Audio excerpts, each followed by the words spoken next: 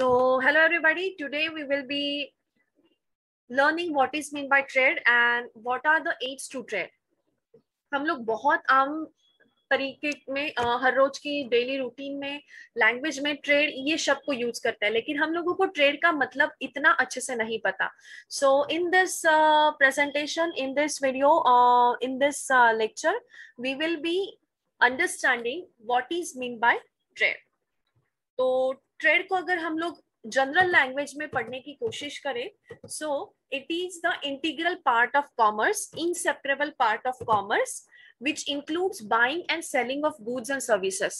इसमें किसी प्रकार के स्पेसिफिक और ग्रुप ऑफ गुड्स या सर्विसेज को आप परचेस करते हैं और सेल करते हैं, तो इसे इन जनरल लैंग्वेज में हम लोग कहते हैं trade. And this is the inseparable part of commerce. Of course अगर ट्रेड नहीं होगा तो कॉमर्स कैसे रहेगा? Yes, so trade is a segment of commerce which brings together the manufacturer and the customers या consumer. ट्रेड एक ऐसा invisible कह सकते हैं या फिर विजिबल कह सकते हैं, ऐसा एक सेगमेंट है जिसके थ्रू मैन्युफैक्चरर और कस्टमर एक लाइन से जुड़े होते हैं. मैन्युफैक्चरर का प्रोडक्ट कस्टमर तक डायरेक्टली नहीं जाता है. Suppose there is my factory of producing any biscuit.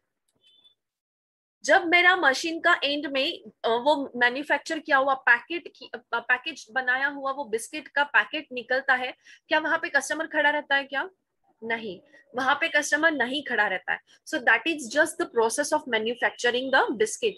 From there is a link which connects, which help us to bring this biscuit का जो पैकेट है उसको कस्टमर तक लेके जाने में.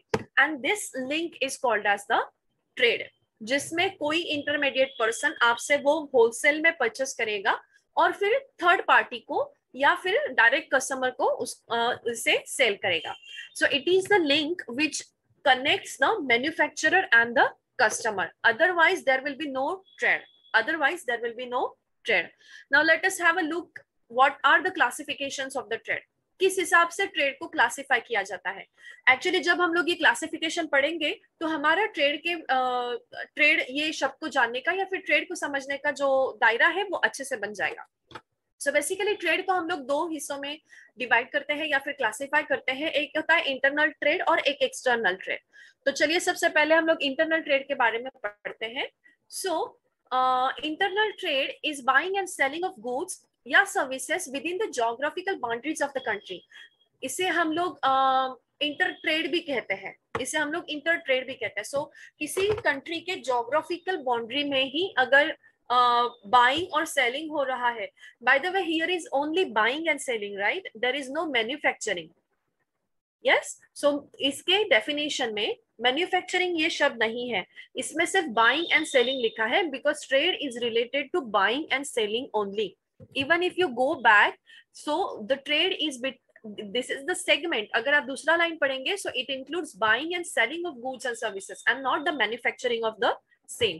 So अगर किसी कंट्री के बाउंड्री में, जोग्राफिकल बाउंड्री में ही अगर buying and selling of good and services is taking place, then it is called as the internal trade.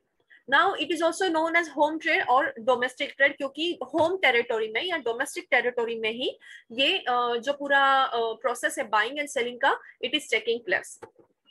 Now trade में क्या होता है? Goods and services are bought and sold in the home currency only, क्योंकि एक ही geographical boundary में आप deal करते हो.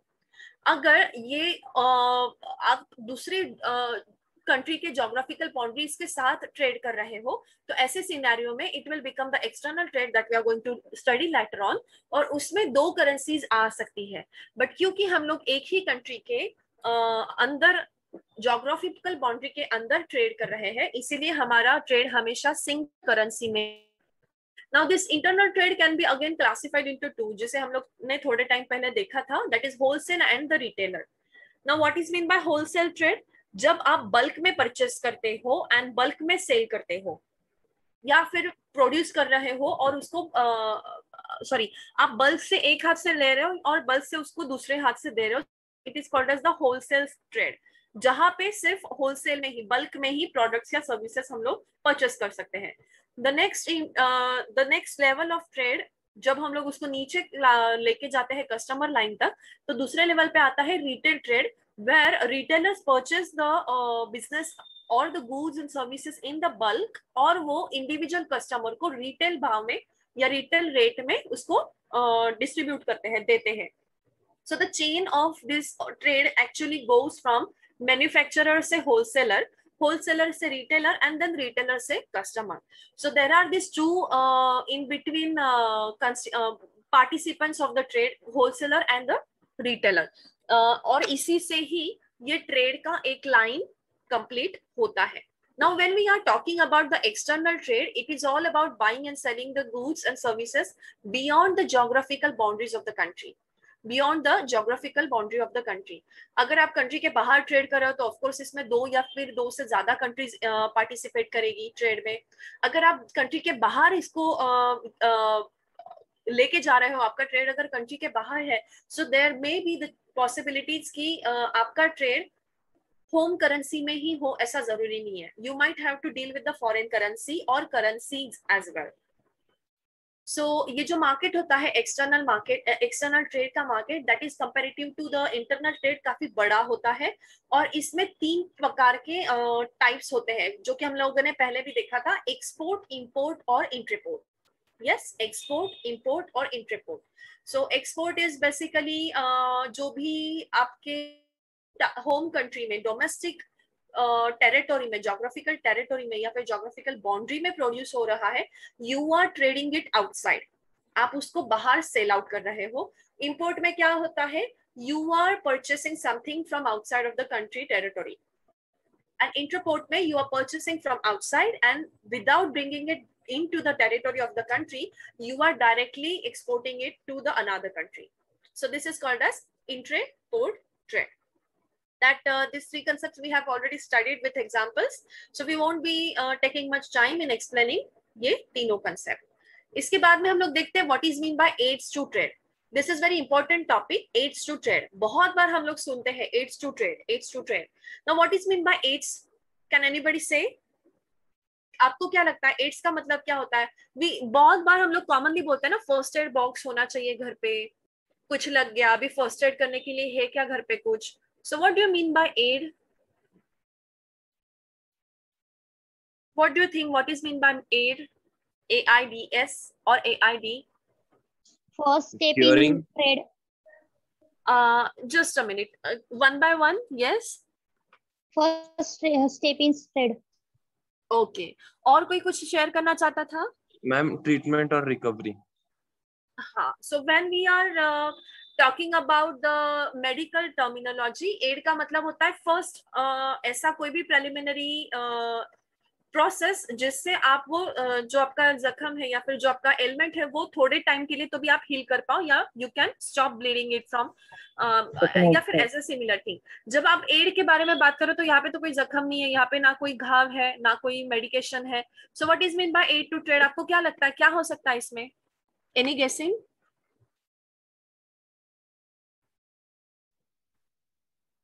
Primary solution for problems. Sorry, your voice is not clear. Ma'am, the first step of trading. First step of trading. Okay. और कुछ कोई बोल सकता है? Primary solutions. Okay, primary. So basically, aid ये शब्द का मतलब होता है कि when you are doing some act of helping somebody on a primary level. Yes. तो जब आप मेडिकेशन के बारे में बात करते हो तो फर्स्ट एड में क्या किया जाता है, किसी को अगर घाव लगा है तो फर्स्ट एड में हम लोग उसको प्राइमरी लेवल पे घाव को रोकते हैं, खून को बहना रोकते हैं, वी स्टॉप द ब्लीडिंग. अगर आप किसी और लेवल में बात करेंगे, फॉर एग्जांपल अगर ट्रेड के बारे में बात करेंगे तो यहाँ पे घाव तो नहीं है, but it is the fundamental primary help to the trade. So yes, aids to trade is nothing but the activity which helps in the smooth flow of the trade. In the smooth flow of the trade. यहाँ पे आप primary level पे जाके जो trade का process है वो smoothen out करने के लिए कुछ ना कुछ बाहर की एक्टिविटीज से हेल्प लेते हो, and this is called as the aids to trade. Yes. So it is aids to the trade. It is not the medical वाला टर्मिनोलॉजी, एलिमेंट वाला, aids वाला वो वाला नहीं है. STD वाला एड्स नहीं है. Yes. So the next is जो भी एक्टिविटीज ये एड्स टू ट्रेड में आती है, it makes simpler buying and selling process. After all, trade is all about buying and selling goods and services. तो ये जो प्रोसेस है बाइंग और सेलिंग का, ये इजीली बनाता है अगर हम लोगों को बाहर से एड्स मिलता है तो. यस. सो इसमें क्या क्या चीजें आ सकती है, तो बहुत बार होता है कि प्रोडक्शन और distribution of goods and services में कुछ दिक्कतें आती है, कुछ हिंडरेंसेस आता है. Even when you are going for the buying और when you are going for the selling, जैसे कि हम लोग बाइंग के बारे में बात करेंगे. Even if you would like to buy in a bulk, अगर आपको अच्छे से अच्छे रेट में भी मिल रहा है, but somewhere you are lacking the finances, so this has become the hindrance to your buying activity in the trade. तो अगर इसके लिए आपको कहीं से लोन या फाइनेंशियल सपोर्ट मिल रहा है, so yes, it could be the aids to the trade. Now you are into the trade of selling goods or services. Now if you hired or if you get some marketing services from anybody, then it is again the aid to the trade. So anything that can help in removing various hindrances, either in the production or the distribution of the good, either during the buying or the selling of the good and services, is called as the aids to the trade. तो इसके क्या common example हो सकते हैं, चलिए हम लोग one by one इसको पढ़ते हैं. सबसे पहला ट्रांसपोर्टेशन एंड कम्युनिकेशन. यस, आपको पता है ट्रांसपोर्टेशन कितना जरूरी है ट्रेड में. अगर ट्रांसपोर्टेशन ही नहीं है, then how you are going to buy and sell the goods on the phone. For that also we need the communication. So transportation and communication companies, और इसके लिए अगर हम लोगों को बाहर से सपोर्ट मिलता है, so yes, it is a kind of aid to the trade. Banking services, so just few minutes back I said कि अगर हम लोगों को परचेस करना है, कोई चीज बाय करनी है, कोई goods and services if we are looking to buy, but if we are not having sufficient finances, in such conditions banking and financial institutions can help us. So banking and finance is a aid to the trade. Now when you are transporting your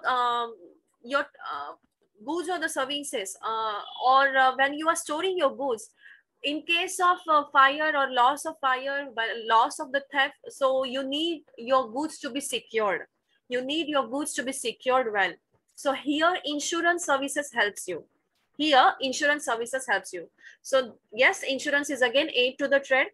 फिर उसके साथ में हम लोगों ने where housing भी aids to the trade आएगा, because after all for the storage you also need the warehouses. And advertising, जैसे हम लोगों ने देखा कि सेलिंग के लिए भी हम लोगों को एडवर्टाइजिंग जरूरी है. अगर if you are hiring somebody for the marketing and advertising of your goods and services, it is again what, hiring the aids to the trade, hiring the aids for your trade. So these are the aids for the trade. Now shortly let's go through what are the advantages of the trade. Advantages of aids to the trade. आपको क्या लगता है ये सारी चीजों का क्या advantage हो सकता है? जब हम लोगों ने ये चीजों को aids to the trade we were explaining, actually we also understood what are the advantages of aids to the trade. But still I would like to get the answer from your side. आपको क्या लगता है what could be the advantages of aids to trade?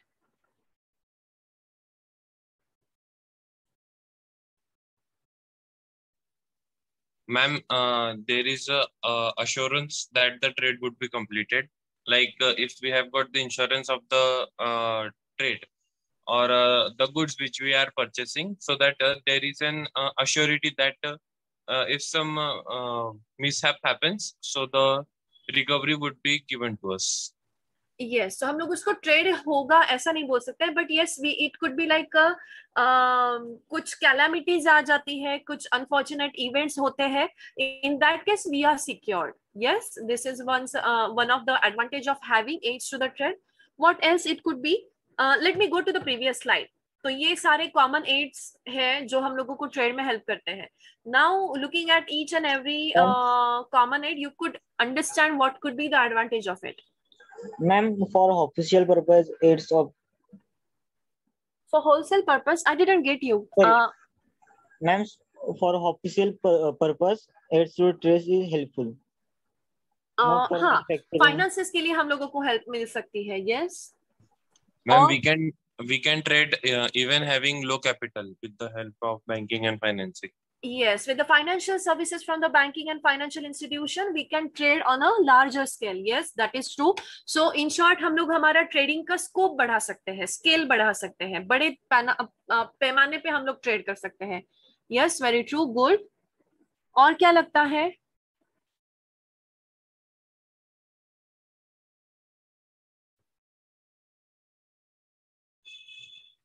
Transportation से क्या benefit हो सकता है? कोई ऐड करना चाहेगा? क्या मिलता है बेनिफिट ट्रांसपोर्टेशन से? या हो सकता है आपके ट्रेड के ऊपर, अगर समझिए आपका कोई बिस्किट प्रोडक्शन हाउस है आपका, और अगर आपका ट्रांसपोर्टेशन सर्विसेज पुअर होगा तो क्या होगा, और अगर ट्रांसपोर्टेशन बहुत अच्छा है तो क्या हो सकता है? Ma'am, transportation services maintains the competition into the market and maintains the variety of goods present in the market, as the goods present in some place could be taken with the help of transportation services very easily. Yes, so हम लोग इसको शायद ऐसे भी बोल सकते हैं कि ट्रांसपोर्टेशन और कम्युनिकेशन एड से क्या होता है, we can widen up our market. We can widen up our market. अगर हमारा प्रोडक्शन बहुत ज्यादा है लेकिन ट्रांसपोर्टेशन ज्यादा नहीं है तो हमारा मार्केट एक छोटा सा एरिया से लिमिटेड हो जाएगा. लेकिन अगर हम लोग अगर ट्रांसपोर्टेशन ज्यादा बड़ा है then we can sell it to the nearby state. हम लोग जो नियर बाय स्टेट्स है उनमें भी सेल आउट कर सकते हैं. शायद हम लोग कंट्री आउटसाइड भी जा सकते हैं. यस, ये किसके लिए, किस वजह से पॉसिबल है? Because of transportation and good communication. मेरा प्रोडक्ट बहुत अच्छा है लेकिन लोगों तक वो कैसे पहुंचेगा, लोगों को उसके बारे में कैसा पता चलेगा? When I will be doing advertisement. So advertisement is also a aid to the trade which helps in improving the trade. So let's quickly go through the advantages. सबसे पहले तो हम लोगों ने देखा था कि डिजास्टर है या फिर डाउनफॉल ऑफ इकोनॉमी, हम लोगों ने फायर वगैरह इसको पकड़ा था. So we just considered the natural calamity और मैनमेड कैलामिटी. इकोनॉमिक लेवल में हम लोग बात करेंगे तो इनिशियल स्टेज ऑफ बिजनेस पे क्या होता है, ज्यादा प्रॉफिट नहीं मिलता, शायद कुछ सालों के लिए प्रॉफिट मिलता ही नहीं है, we are running into the loss. अगर ऐसे सिचुएशंस में हम लोगों को बैंकिंग से, फाइनेंशियल इंस्टीट्यूशन से बाहर से एड मिलता है, सपोर्ट मिलती है, तो we can keep trading, keep going on our trade. वरना क्या हो जाएगा, हर ट्रेड 2 साल में बंद हो जाएगा क्योंकि पहले 1-2 साल में शायद उनको इतना अच्छा बेनिफिट ना हो. So when the economy is on a downfall, जब इकोनॉमी बहुत नीचे जा रही है, for example right now Covid के बीच में क्या हुआ, काफी सारा इकोनॉमिक डेवलपमेंट था, वो उसका स्पीड कम हो गया है. So it's a kind of a downfall of economy in every aspect. So in such situations, if you're having aids to your trade, you can keep your trade running. Otherwise it's very difficult. Let us take an example. कोई अगर hotel चला रहा है, if the place is taken on rent, उसका hotel 1 साल से नहीं चला है, but he is still expending more and more on rent and electricity bill, और उसको मेंटेनेंस के लिए उसको रखना पड़ रहा है. So it's what, no income and lot of expenses. So in such conditions, if we are having aids to our trade, then we can keep going on our trade. What could be the next? Yes, it also helps in individual sector development. So sorry for the misspelling here. तो क्या होता है, कोई अगर specific ऐसा sector है जिसको ज्यादा ध्यान देने की जरूरत है, स्मॉल स्केल इंडस्ट्रीज है, कोई हैंडलूम का सेक्टर है, तो इसमें ज्यादा ध्यान देने की जरूरत है, because many industrial units are becoming sick. Now sick का मतलब क्या है, दिस अगेन सिक का मतलब मेडिकल वाला सिक नहीं है, और इसमें एड का मतलब भी मेडिकल एड वाला नहीं है.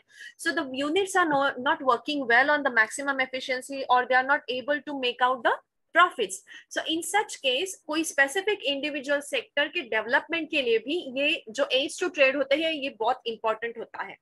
यस, उसके बाद में आ सकता है कि रीजनल डेवलपमेंट के लिए आपने देखा होगा कि जो रूरल एरिया है, अगर आप वहां पे कोई ट्रेड कर रहे हो, वहां पे कोई आपका मैन्युफैक्चरिंग हाउस है, वहां पे कोई बिजनेस है, तो उस एरिया में आपको लोन भी कम रेट में मिलता है. उस एरिया में आपको गवर्नमेंट ट्रांसपोर्टेशन चार्जेस भी कम होती है.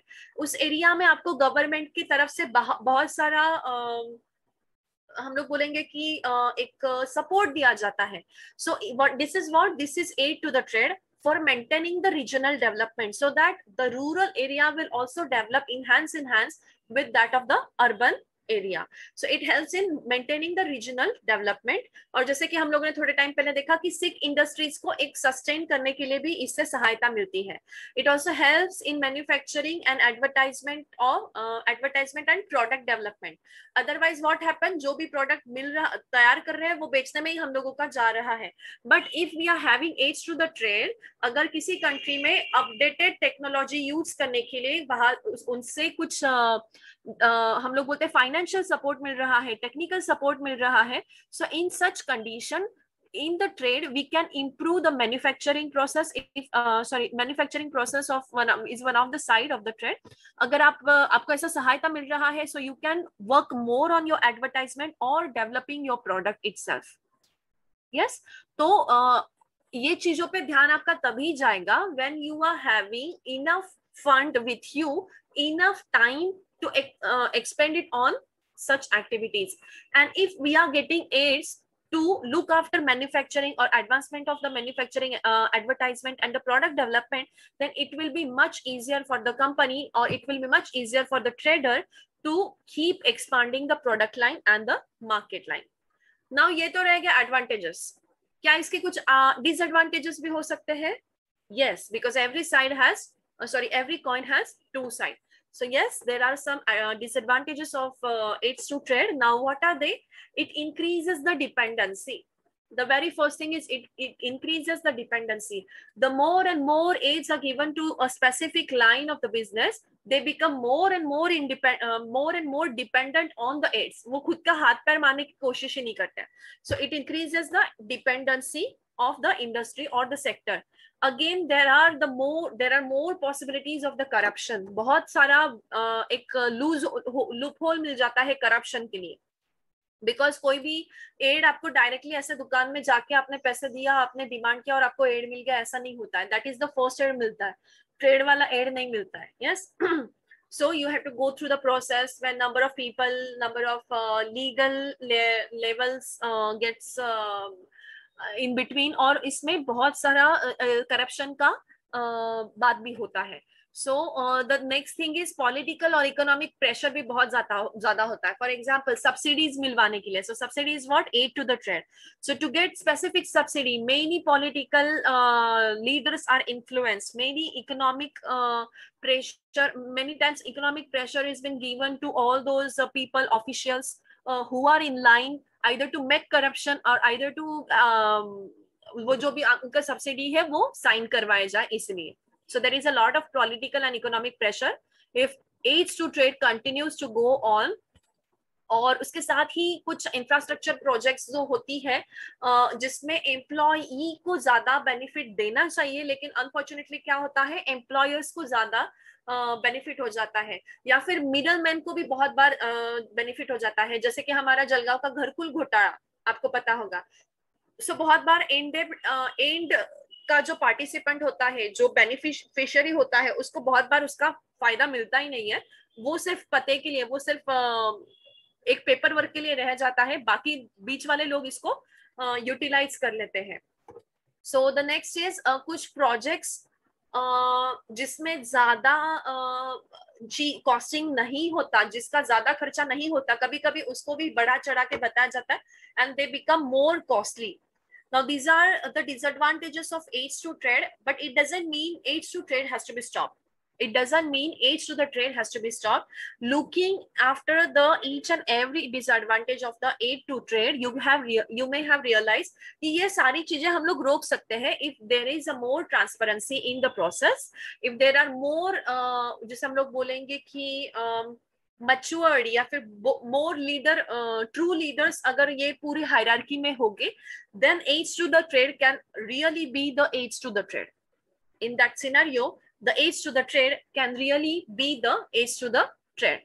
So that's it. That was about trade. Trade के क्या क्या classifications है, क्या क्या types है, what is mean by aids to trade, and what are the merits and what are the advantages and disadvantages of the aids to the trade.